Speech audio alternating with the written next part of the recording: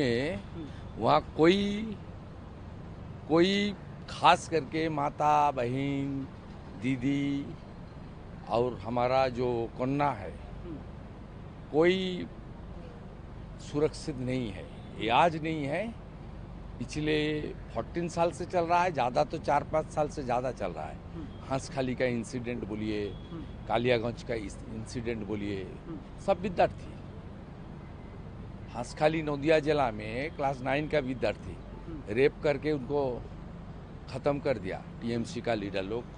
CBI हुआ, jail के अंदर में है टीएमसी का नेता का लड़का। कालियागंज में भी हुआ है, वो 12 साल का विद्यार्थी का, एक राजवंशी परिवार में, उसमें भी जावेद बोलबे एक अंदर में है, उनके पिताजी टीएमसी का अंचल प्रधान है। अब हर इशू में देखिए, हर क्षेत्र में ये हो रहा है ममता बनर्जी के लिए।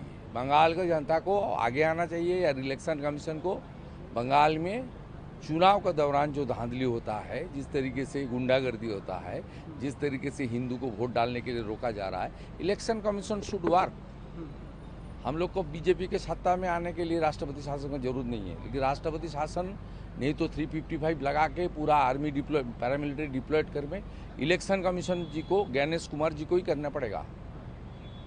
ये ममता बनर्जी के जितना टाइम तक अब नहीं हटाएगा, इस तरीके से वारदात होगा। और ममता बनर्जी की पुलिस और अपनी जो किचन कैबिनेट है, कोठारी है, अपने पार्टी संरक्षण देगा रेपिस्ट को। पूरा पार्टी रेपिस्ट है, भ्रष्टाचारी है, पूरा पार्टी एंटी नेशनल है।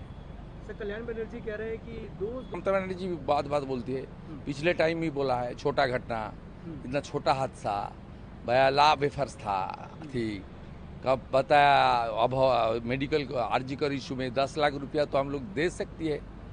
सीएम का स्टेटमेंट आया, क्या है, ममता बनर्जी का कंपनी का एम्प्लॉय है कल्याण बनर्जी, अपने मालिक जो बोलेगी वो तो उस तरीके से बोलेगी। ये पूरा पार्टी यही है, नारी के सम्मान, नारी को प्रेस्टीज और नारी को सुरक्षा देने का काम ही नहीं कर रहा है। जिस तरीके से मोदी जी का लीडरशिप में बीजेपी रूल स्टेट में नारी सुरक्षा के लिए काम कर रहा है, आसाम से लेकर यूपी से लेकर उड़ीसा से लेकर सब स्टेट, बंगाल में इसमें 1% भी नहीं हो रहा है।